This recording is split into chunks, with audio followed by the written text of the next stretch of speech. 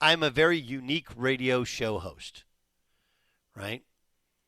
Um, on Fox Sports Radio, I think we have the best. I don't think it's close. I mean, I don't even know if there's any real competition in terms of lineup anymore because so many other ones have been cut apart, hodgepodge, or whatever. But we have a great blend of two of the biggest names in the history of sports radio in Dan Patrick and Colin Cowherd, combined with a good group of other shows, including you got you know you got a former Notre Dame quarterback and first round draft pick and former superstar linebacker and NFL star and two pros, Cup of Joe and myself. So you have something in terms of former players, not just radio talk show guys, that gives you a different level of kind of substantive discussion. So I'm the only one who obviously coaches in college. I'm the only one who's coaching in college while performing, with doing the radio show. Also, I've worked for more networks than anybody else. I don't know if that's a badge of courage or honor or what it is. But I'm also the only guy who's played in NBA Summer League. So Bronny James has played one Summer League game. He sat out the first one, played the second one in San Francisco, and the Lakers will soon move to Vegas and play traditional NBA Summer League in Vegas. And their first game is going to be against the Dallas Mavericks, which Cooper Flagg is going to play for the Mavericks. Now, Cooper Flagg versus Bronny James is selling for historic amounts. Tickets are going for courtside up to $2,500. Lower bowl is $650. Now, I never take the actual dollar terms to be real, especially in Vegas. And when you have former players, you have current players that are sitting courtside, like they're not paying $2,500 for it. So $2,500 for a courtside seat feels like some tourist from Des Moines who just is incredibly happy to be there. And their choice was Cirque du Soleil. Well, Cirque du Soleil shows are amazing, but there's several of them, right? Cirque du Soleil or Bronny versus Cooper Flagg. And maybe it's, a couple of couples. And the women are like, we're going to go to Cirque du Soleil. And the guys are like, dude, let's go to Summer League, pound some beers, see some NBA players, Bronny versus Cooper Flagg. They may be paying $2,500 a pop. I think most people not so much. Regardless of which, there's a lot of hype against it. The first thing is, okay, this is a real thing. If you've played in the NBA, even for a minute, the expectations are for you to dominate in Summer League. You've done it. You've gone through it. You've played against the highest level of competition.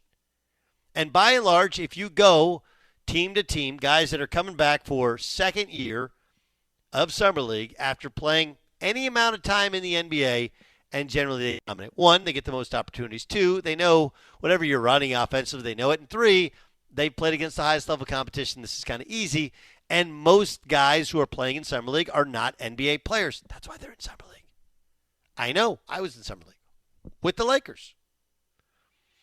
But what to watch for? What's amazing about it, what's interesting about it, is going to be, I would guess, the comfort level of a Cooper Flagg and the dominance level of Bronny James. Bronny should be dominant. It doesn't mean that he becomes a rotation player in the NBA because he's dominant in the Summer League.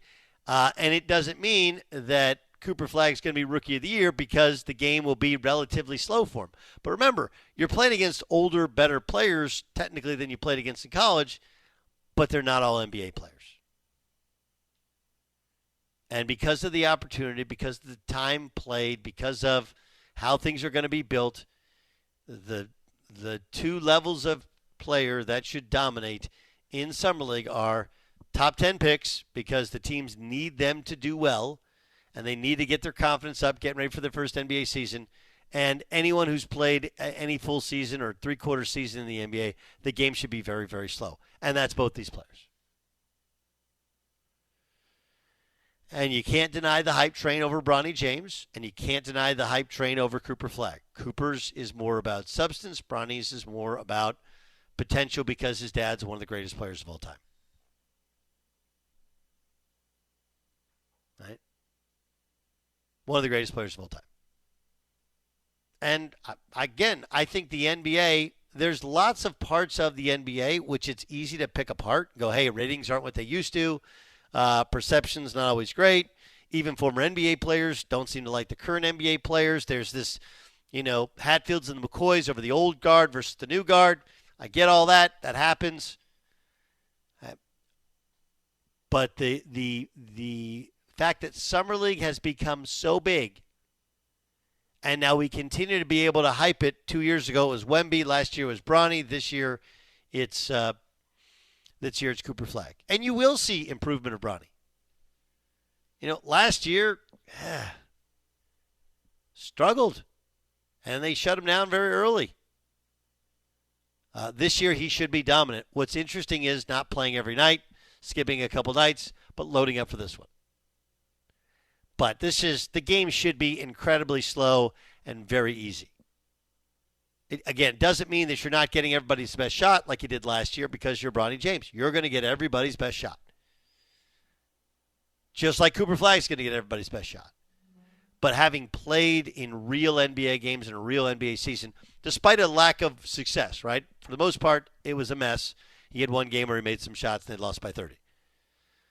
All that said, this is a time which you should dominate.